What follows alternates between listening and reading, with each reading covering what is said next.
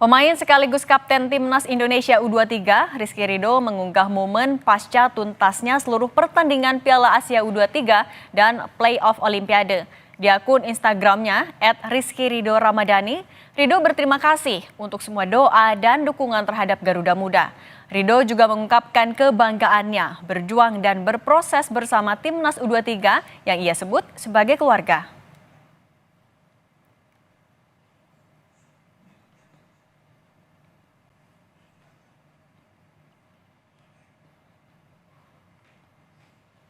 Rizky menulis, banggalah terhadap proses yang kamu lalui. Bangga bisa berjuang bersama kalian, kalian semua terbaik.